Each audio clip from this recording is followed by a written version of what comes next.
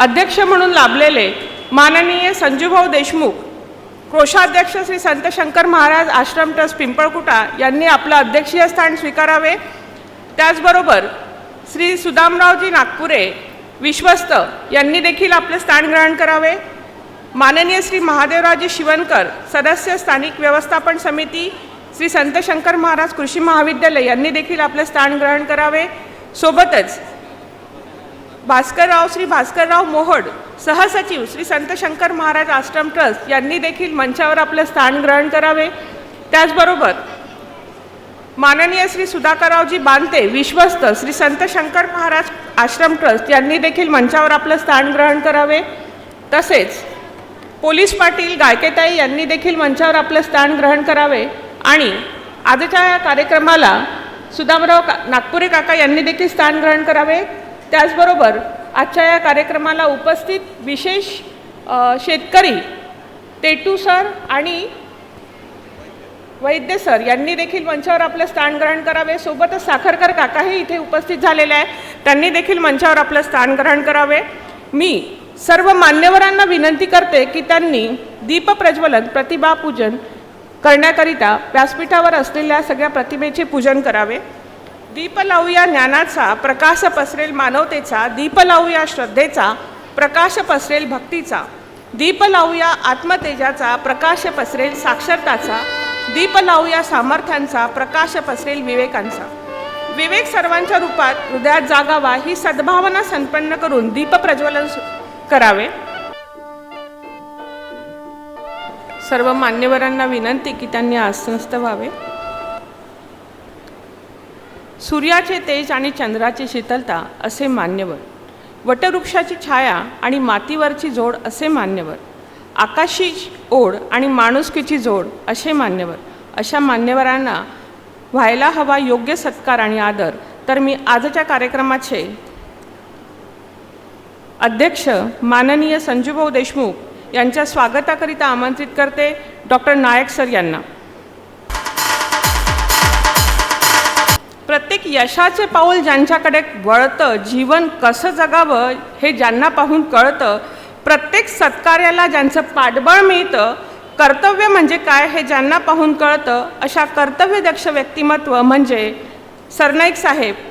आजच्या कार्यक्रमाचे उद्घाटक म्हणून लाभलेले माननीय श्री किरणरावजी सरनाईक, आमदार, विधान परिषद महाराष्ट्र तथा कार्यकारी सदस्य डॉक्टर पंजाबराव देशमुख कृषी विद्यापीठ अकोला यांच्या स्वागत सत्काराकरिता मी आमंत्रित करते संजूभाऊ देशमुख यांना। सरांचा सत्कार, सरनाईक साहेबांचा सत्कार हा स्मृतिचिन्ह शाल श्रीफळ देऊन करण्यात येत आहे। मी संजूभाऊंना विनंती करते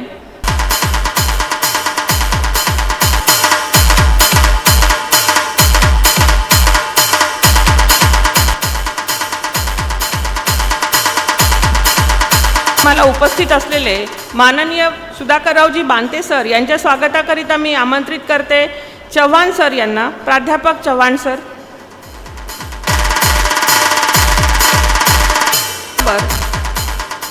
आजच्या कार्यक्रमाला प्रमुख उपस्थिती लाभलेल्या गायकेताई यांच्या स्वागताकरिता मी आमंत्रित करते प्राध्यापिका मौजे मॅडम यांना। यानंतर आजच्या कार्यक्रमाला उपस्थित असलेले आमचे सुदाम काका नागपुरे यांच्या स्वागताकरिता मी आमंत्रित करते शेळके सर यांना। त्याचबरोबर आमचे कुशल नेतृत्व डॉक्टर नायक सर यांच्या स्वागताकरिता मी आमंत्रित करते गावंडे सर यांना। आपल्या व्यवस्थापन समितीच्या सांगण्यानुसार आम्ही यावर्षीपासून एक नवीन उपक्रम सुरू केलेला आहे की आपल्या भागातील प्रगतशील शेतकरी यांचा इथे सत्कार सन्मान करण्यात येत आहे। तेव्हा सर्वप्रथम आपल्या धामणगाव परिसरातील माननीय श्री नामदेवरावजी वैद्य यांना सत्कार व स्मृतिचिन्ह देण्याकरिता मी सरनाईक साहेबांना विनंती करेन की त्यांनी शाल श्रीफळ स्मृतिचिन्ह देऊन त्यांचा सत्कार करण्यात यावा। नामदेवरावजी वैद्य हे मूळचे निंबोरा बोडखे इथले असून यांनी कृषी क्षेत्रामध्ये उल्लेखनीय कार्य केलेले आहेत आणि शासनामार्फत यांना बरेचसे बक्षीसही प्राप्त झालेले आहेत। बुलेट्रॉन फर्टिलायझर अप्लिकंट हा एक नवीन त्यांचा इन्स्ट्रुमेंट त्यांनी तयार केलेला आहे, ज्याच्यामध्ये ट्रॅडिशनलपेक्षाही लेबर रिक्वायरमेंट कमी लागतं असं सांगण्यात आलेलं आहे. याची फील्ड कॉस्ट जी आहे ती 572 रुपये पर हेक्टर असून याच्यामध्ये टाईम सेविंग आणि लेबर सेविंग आहे. तेव्हा यांना जोरदार टाळ्या वाजवून यांचा सत्कार करण्यात येत आहे. त्याचबरोबर आपल्या परिसरातील माननीय श्री रमेशराव साखरकर यांना सन्मान देण्याकरिता मी आमंत्रित करते. परत एकदा सरनाईक साहेबांना विनंती करेल की त्यांनी साखरकर काका यांचा सत्कार करावा. साखरकर काका यांना मिळालेले पारितोषिक हे कृषी विज्ञान केंद्र घातखेड अमरावती, राजीव गांधी युवा शेतकरी पुरस्कार, कृषी माऊली पुरस्कार, पीक स्पर्धा पुरस्कार, तूर पिकामध्ये यांना प्रथम आणि राज्यस्तरीय खरीप हंगाम बीज प्रक्रिया युवा उद्योजक म्हणून त्यांना भरपूर पारितोषिक शासनाकडून मिळालेले आहे. गेल्या 30 वर्षापासून 3 एकरामध्ये देशी बियाणे तसेच संक्रिय पद्धतीने भाजीपाला व खरीप रब्बी पिकाचे उत्पादन हे घेत असतात आणि चांगल्या दरात त्यांची विक्री करतात. राजीव गांधी कृषी पुरस्कार व विविध पुरस्कार यांना प्राप्त झालेले आहे. विद्यापीठाचे विविध शास्त्रज्ञ, विद्यार्थी आणि शेतकरी यांच्या शेतावर नेहमी भेट देत असतात. शेतकरी गटांना तसेच विविध विद्यार्थ्यांना हे नेहमी मार्गदर्शन करत असतात. तेव्हा जोरदार यांच्या वयाकडे बघून आपल्या वयाच्या मुलांनी जोरदार टाळ्या वाजवल्या पाहिजे. यानंतर मी आमंत्रित करते श्री भास्कररावजी मोहोळ सर यांना. आपल्यामध्ये एक इंजिनियर आहेत पण ते उत्कृष्ट प्रकारे शेती करतात आणि त्यांना खूप पुरस्कारसुद्धा त्याच्यामध्ये मिळालेले आहे. मी टेटू साहेबांना विनंती करेल की त्यांनी मंचावर यायचं आहे. यांचं पूर्ण शिक्षण सिव्हिल इंजिनिअरिंग फील्डमध्ये झालेलं आहे. Deep affection of many motherland inspired by the work in agriculture. He chose a part to connect the soil and contribute a preservation nurturing to sustainable farming. Now he is working as an agriculturist. Last from 3 years he has been regularly conducting training sessions on organic farming and farmer through the collaboration with the agriculture department, Pani Foundation and various other organizations. यांचा main उद्देश आहे to inspire the farmer for the adopt eco friendly and practices to be better future. अग्निअस्त्र, त्यानंतर नीमअस्त्र, हे जीवामृत या सगळ्या गोष्टींचा उपयोग करून त्यांनी इको फ्रेंडली फार्मिंग केलेलं आहे. तेव्हा जोरदार टाळ्या झाल्या पाहिजे टेटू सरांसाठी.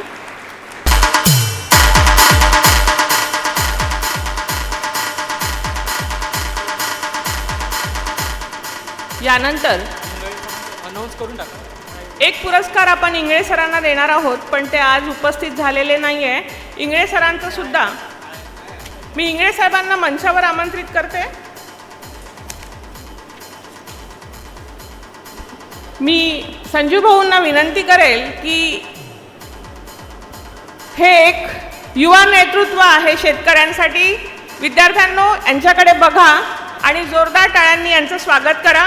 प्रगतशील शेतकरी किरण मनोहरराव इंगळे, राहणार मंगळूर दस्तगीर.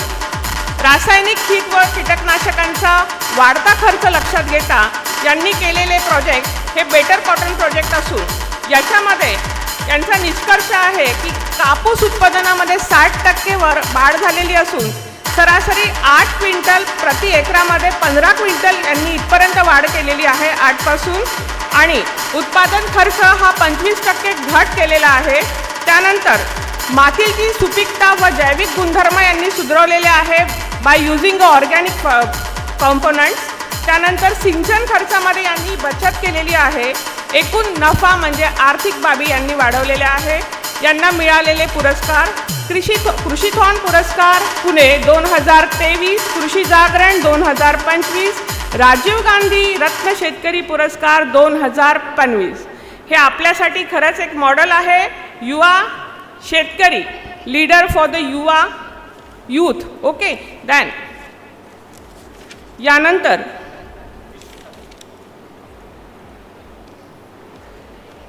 आपण ज्यांची वाट बघतोय ते आजच्या कार्यक्रमाचे उद्घाटक म्हणजेच शब्दांचे सामर्थ्य महान आहे आणि साहेबांकडे शब्दांची खाण आहे. तर विद्यार्थ्यांनो, साहेबांना जरा लक्ष देऊन ऐका, कारण सरांच्या शब्दामध्ये अमरत्वाची वरदान आहे. तेव्हा मी साहेबांना विनंती करते की त्यांनी आजच्या कार्यक्रमामध्ये मार्गदर्शन करावे. आज श्री संत शंकर महाराज कृषी महाविद्यालय पिंपळखुटा या ठिकाणी कृषी उमंग या नावाने वार्षिक स्नेहसंमेलन साजरं होत आहे. या कार्यक्रमासाठी उपस्थित असलेले या कार्यक्रमाचे अध्यक्ष आदरणीय संजूभाऊ देशमुख रोहणेकर, मंचावर उपस्थित सन्मान्य सुदामरावजी नागपुरे, सन्मान्य महादेवरावजी शिवणकर, सन्मान्य भास्कररावजी मोहोड, सन्मान्य सुधाकररावजी बांते, आमच्या या गावच्या पोलीस पाटील सन्मान्य गायकेताई, प्रगतिशील शेतकरी सन्मान्य नामदेवरावजी वैद्य, सन्मान्य रमेशजी साखरकर, सन्मान्यजी इंगळेजी, मंचावर उपस्थित सर्व सन्मान्य गणमान्य मंडळी, या कृषी महाविद्यालयाचे प्राचार्य सन्मान्य डॉक्टर शरदरावजी नायक, या महाविद्यालयामध्ये कार्यरत असलेले सर्व सन्मान्य प्राध्यापक, शिक्षक, शिक्षिका, शिक्षकेतर कर्मचारी, सुंदर संचालन करणाऱ्या सन्मान्य ऋषालीताई देशमुख, या महाविद्यालयामध्ये प्रवेशित असलेले सर्व सन्मान्य विद्यार्थी विद्यार्थिनी, संत शंकर बाबांच्या पावन पदस्पर्शाने पुनीत झालेल्या या भूमीमध्ये हे कृषी महाविद्यालय चालवले जाते आणि या महाविद्यालयामध्ये आपण प्रवेश घेतला.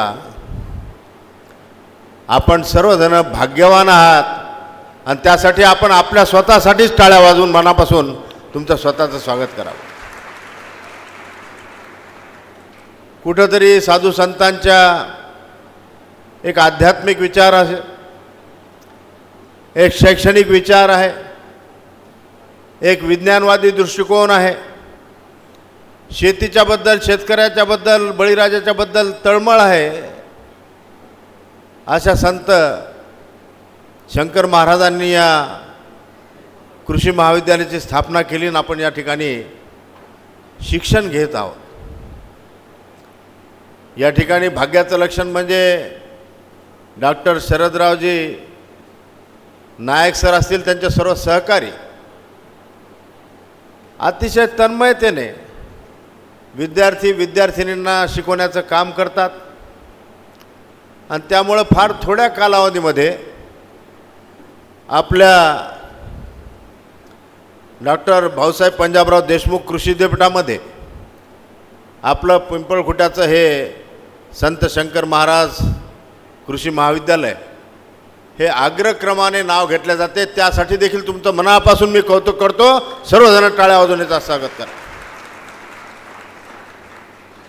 या ठिकाणी मध्ये कृषी क्षेत्रामध्ये अनेक प्रकारचे बदल घडून राहिलेले आहेत. कृषीमधलं तंत्रज्ञान विकसित होऊन राहिलेलं आहे. सर्व शेती यांत्रिक प्रकारे होत आहे. पूर्वीच्या काळातल्या परंपरागत शेती ज्या असतील त्या विचाराने शेती न करता यांत्रिक पद्धतीने शेती करून आपल्या शेतीमध्ये जास्तीत जास्त उत्पादन कसं करता येईल त्या ठिकाणी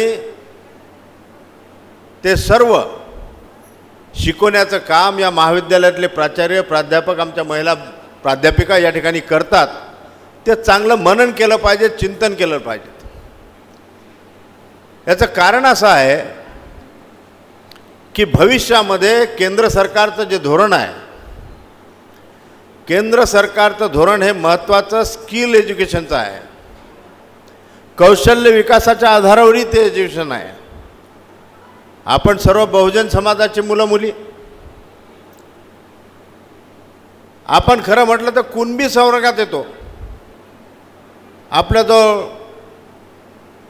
शेतीवाडी असते, पूर्वजांची शेतीवाडी असते, परंतु शेती केल्यानंतर ती जर यांत्रिक त्याची सहाय्यता त्याला केली, त्या शेतीला पूरक धंदा जर जोडला गेला तर निश्चित रूपानं त्या ठिकाणी त्या शेतकऱ्याला चांगल्या रीतीनं आर्थिक उत्पन्न होऊन तो त्याच्या कुटुंबाचा उदरनिर्वाह करू शकतो. आणि जगाचा पोशिंदा म्हणून शेतकरी जो ओळखला जातो, भविष्यामध्ये तो शेतकरी या यांत्रिक युगामध्ये देखील ओळखण्यासाठी निश्चित रूपानं प्रयत्नशील राहतो, आणखीन तत्पर होतो. आजकालच महाराष्ट्र शासनाचा अर्थसंकल्प जाहीर झाला. या अर्थसंकल्पामध्ये अनेक प्रकारच्या योजना शेतकऱ्यांच्यासाठी, शेतमजुरांसाठी, महिला शेतकऱ्यांसाठी शासनानं जाहीर केल्या. भविष्य काळामध्ये मी जे यांत्रिक युगाचं म्हणून राहिलेलं आपल्याला आहे की कृत्रिम बुद्धिमत्तेच्या आधारावर भविष्यामध्ये शाळा शेती करता येईल, याचं देखील ज्ञान आपल्याला आत्मसात करावं लागेल. सन्मान्य प्राचार्य नायक सर असतील, त्यांचे सर्व सहकारी की हे AI काय आहे, AIच्या माध्यमातून पूर्ण देशामध्ये आज भारत देशाचं नाव घेतलं जाते. या कृत्रिम बुद्धिमत्तेच्या आधारावर आपल्याला भविष्यामध्ये आपली शेती करायची आहे आणि त्या शेतीच्या माध्यमातून आपलं स्वतःचं उत्पन्न वाढवून आपल्या कुटुंबाचा उदरनिर्वाह करायचा आहे. भविष्यामध्ये या स्पर्धेच्या काळामध्ये प्रत्येकाला नोकरी मिळेल, प्रत्येकाला सेवेची संधी मिळेल असं होत नाही. आणि म्हणून या ठिकाणी आपण ज्या क्षेत्रामध्ये शिक्षण घेत आहोत त्या क्षेत्रामध्ये निपुण असलं पाहिजेत. त्या क्षेत्रामध्ये आपण कितीतरी आपले जे प्राचार्य असतील, त्यांचे शिक्षक असतील, हे शिकवतात, त्याच्याकडे मनन केलं पाहिजे, चिंतन केलं पाहिजेत. आणि त्या दृष्टिकोनातून आपलं जीवन भविष्य करण्यासाठी प्रयत्न केले पाहिजेत. शेवटी विद्यार्थी दशेमध्ये स्पर्धा परीक्षा आहेत, UPSC MPSCच्या स्पर्धा परीक्षा आहेत. आणि हे सर्व जर आपल्याला याच्यामध्ये यश आणायचं असेल तर निश्चित रूपानं अभ्यास केल्याशिवाय पर्याय नाही आहे. या ठिकाणी आपण पाहतो की या वयोगटामध्ये या भौतिक असंख्य सुविधा वाढल्यामुळं अनेक विद्यार्थी, अनेक विद्यार्थिनी ह्या चुकीच्या मार्गाने जातात. बरेचसे विद्यार्थिनी व्हॉट्सॲपमध्ये, मोबाईलमध्ये गुंग होऊन जवळपास 2-2, 3-3 तास त्याच्यामध्ये गुंग राहतात.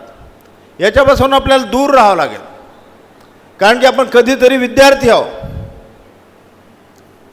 आणि या विद्यार्थी दशेमध्ये आपण हे शिक्षण घेत असताना मी आपल्या शाळेचे सन्मान्य कॉलेजचे प्राचार्य सन्मान्य नायक सर असतील, त्यांचे सर्व सहकारी असतील, यांचं मनापासून अभिनंदन करेल की या शैक्षणिक सत्रामध्ये हे सर्व करत असताना आपल्या आपल्या महाविद्यालयामध्ये प्रवेशित असलेले जे विद्यार्थी आहेत, जे विद्यार्थिनी आहेत, यांचं कुठंतरी स्नेहसंमेलन भरलं पाहिजेत. आणि त्या स्नेहसंमेलनाच्या माध्यमातून विद्यार्थ्यांमध्ये अनेक प्रकारचे सुप्त गुण असतात. कोणामध्ये सांस्कृतिक कौशल्य असते, कोणामध्ये साहित्याचं कौशल्य असते, कोणाच्यामध्ये क्रीडेचं कौशल्य असते, कोणामध्ये शैक्षणिक कौशल्य असते. आणि हे जे सुप्त गुण आहेत या सुप्त गुणांना चालना मिळण्याच्या दृष्टिकोनातून हे स्नेहसंमेलन अत्यंत महत्त्वाचं असते आणि ते तुमच्या महाविद्यालयात पार पडत आहे. यासाठी देखील तुमच्या प्राचार्य, तुमचे कर्मचारी आणि तुमच्या सर्वांचं मी मनापासून अभिनंदन करेन. आणि विद्यार्थ्यांना मी आव्हान करेन, विद्यार्थिनींना आव्हान करेल की प्रत्येक स्पर्धा जी कॉलेजमध्ये आयोजित केल्या जाते त्या स्पर्धेमध्ये भाग घेतला पाहिजे. आपल्यामध्ये कुठेतरी न्यूनगंड असतो. आपल्याला वाटते मी या स्पर्धेत भाग घेईल, माझ्याकडे विद्यार्थी किंवा विद्यार्थिनी पाहून हसतील. परंतु जोपर्यंत आपण त्याच्यात प्रवेश घेणार नाही,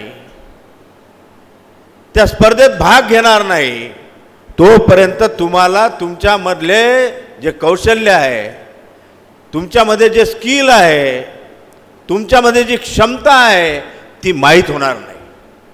म्हणजे शिक्षणाबरोबर क्रीडा क्षेत्र असो, सांस्कृतिक क्षेत्र असो, शैक्षणिक क्षेत्र असो, आपल्या विद्यार्थी दशेमध्ये सर्वांगीण विकास करून घेण्याची संधी तुम्हाला या स्नेहसंमेलनाच्या माध्यमातून आलेली आहे आणि तिचा उपभोग सर्व विद्यार्थ्यांनी घेतला पाहिजे असं मी आपल्याला प्रामाणिकपणे सांगू इच्छितो.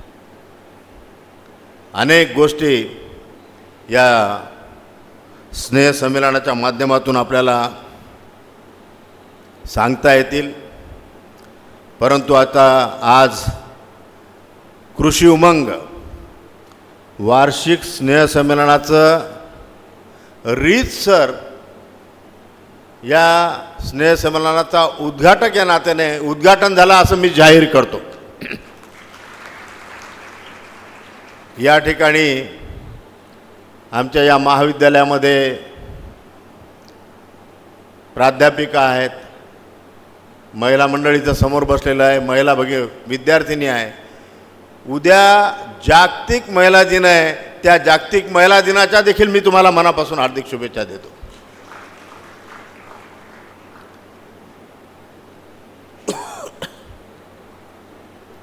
या ठिकाणी या विद्यार्धनाच्या काळामध्ये ग्रामीणसारख्या या पिंपळखुट्या गावामध्ये आपण राहायला आलो.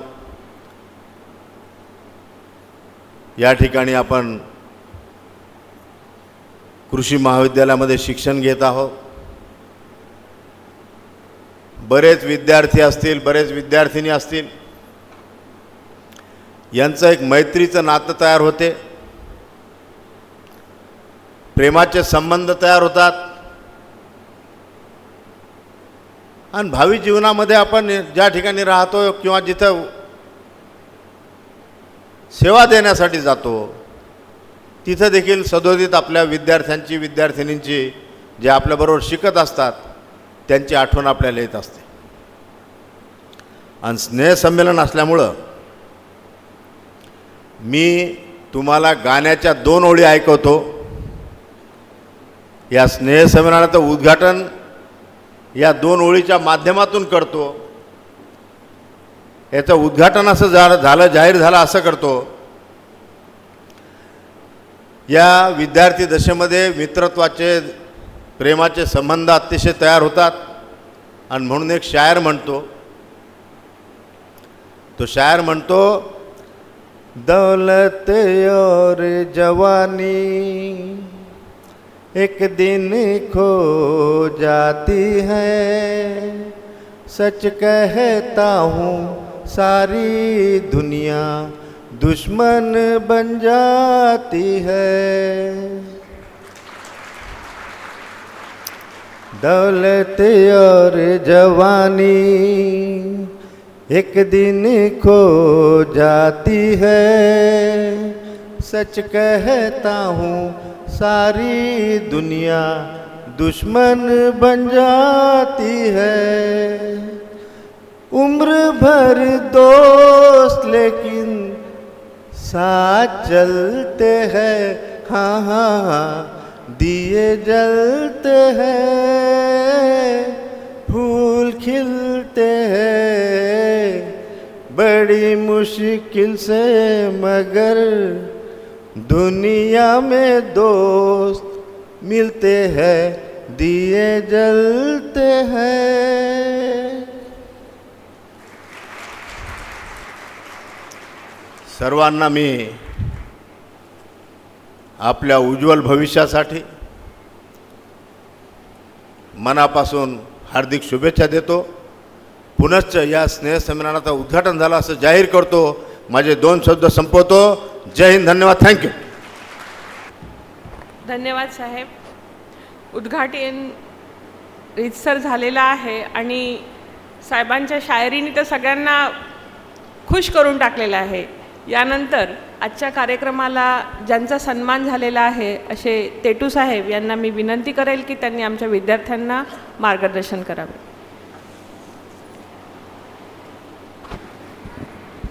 सुरुवातीला मी माझा परिचय देतो. मी निखिल मधुकर तेटू, राहणार कुरा, तालुका तिवसा, जिल्हा अमरावती येथील शेतकरी आहे.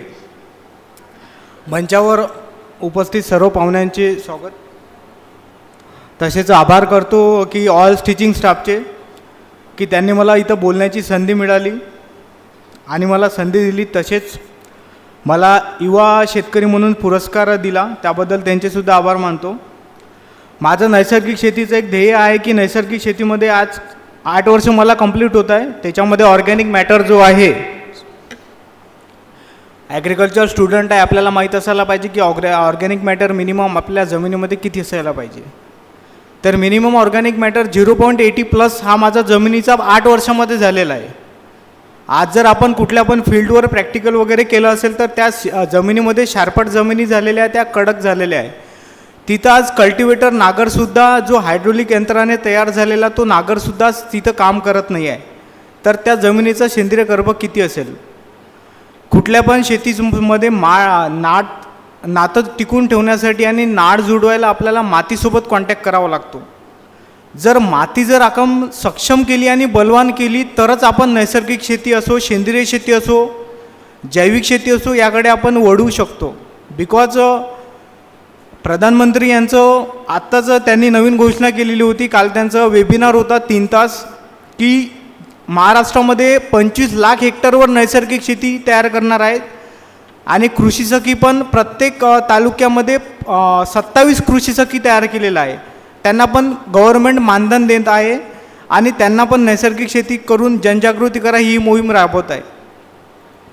म्हणायचं हेच आहे की आपण ॲग्री का बरं निवडली, कृषी क्षेत्राचं शिक्षण का बरं घेतलं, याच्याकडे थोडा आपला अभ्यास असू द्या की आपल्याला पुढं चालून काय करायचं आहे. नवीन पेस्टिसाईडसारख्या कंपन्या आज तयार झालेल्या आहे की त्या कंपनीमध्ये मॉलिक्यूल काय काम करतात हे सुद्धा काही कंपन्यांना माहिती नाही.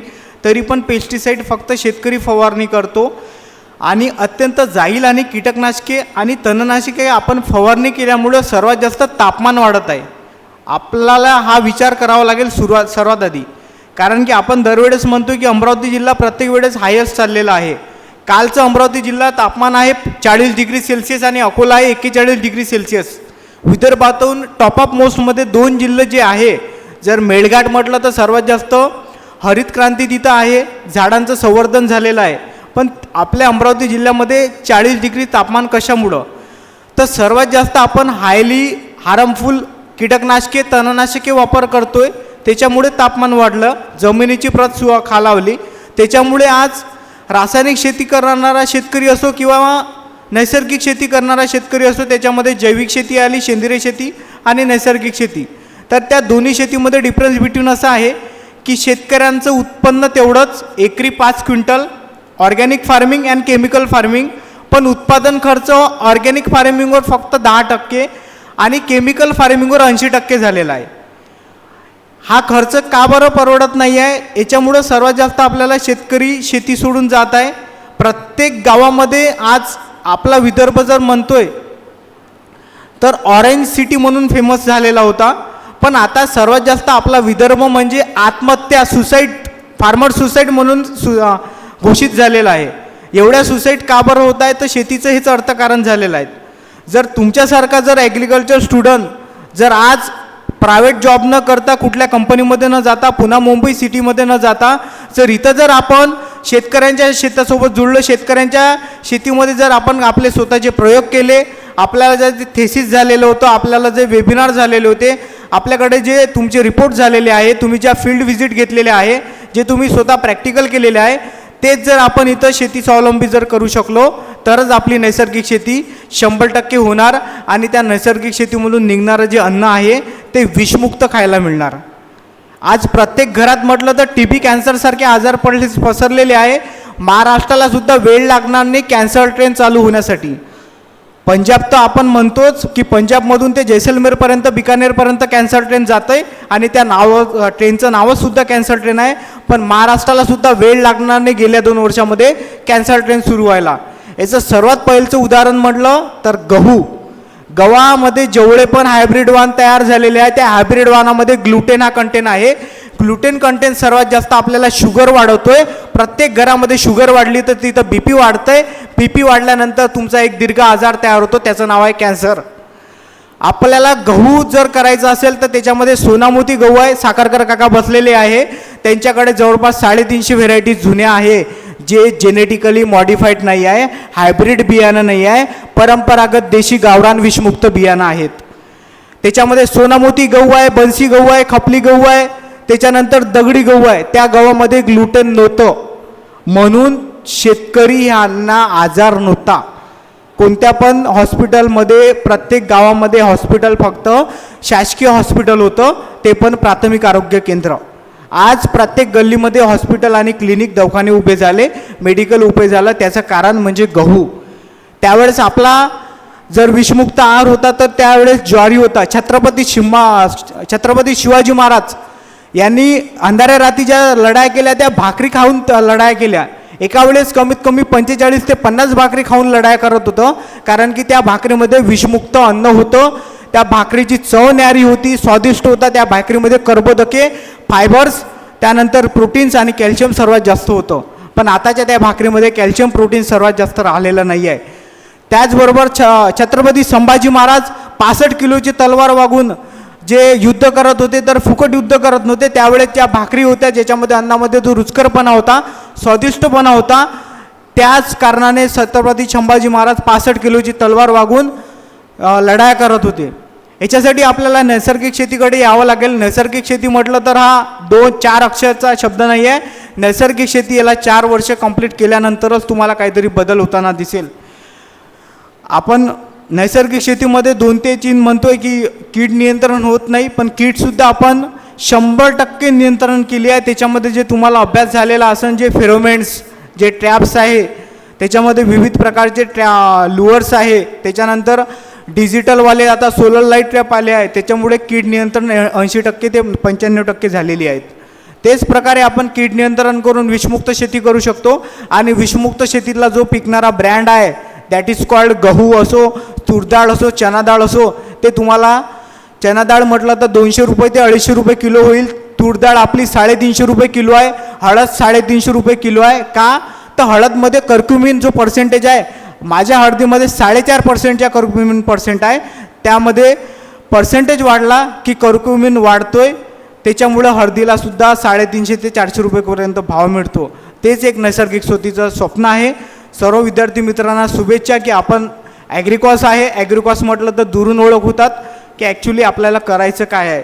तर बाहेर सिटीमध्ये न जाता विद्यार्थी स्वतः पण आपल्या शेतीमध्ये काहीतरी करू शकतो आणि नैसर्गिक शेतीमध्ये खूप काही टिकवू शकतो. एक्सपोर्ट इम्पोर्टसुद्धा करायला गव्हर्नमेंट सर्वात जास्त आपल्याला मदत करत आहे. त्याच्यामध्ये PGS सर्टिफिकेशन असो, नॅचरल फार्मिंग सर्टिफिकेशन असो, NPOP सर्टिफिकेशन असो, याच्यामध्ये सर्वात जास्त आपल्याला गव्हर्नमेंटसुद्धा मदत करत आहे. आणि क्लस्टर जो एरिया आहे नैसर्गिक शेतीचा हा दिवसेंदिवस वाढणारच आहे. एवढे बोलून मी माझे थोडक्यात शब्द संपवतो. जय जवान जय किसान.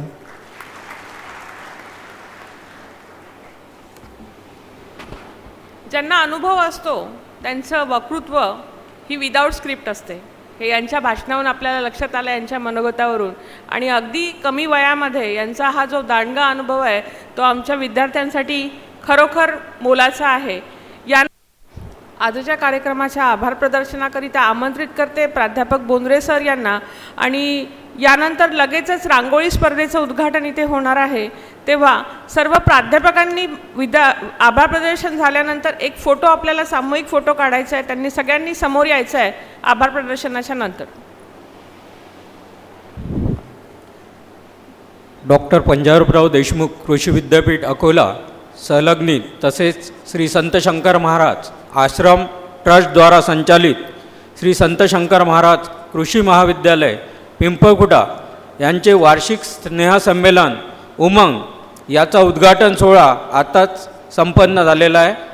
या सोहळ्यासाठी आम्हाला अध्यक्ष म्हणून लाभलेले संस्थेचे विश्वस्त श्री संजूभाऊ देशमुख यांनी वेळात वेळ काढून इथे उपस्थिती दिली, त्याबद्दल मी महाविद्यालयाच्या वतीने त्यांचा आभारी आहे.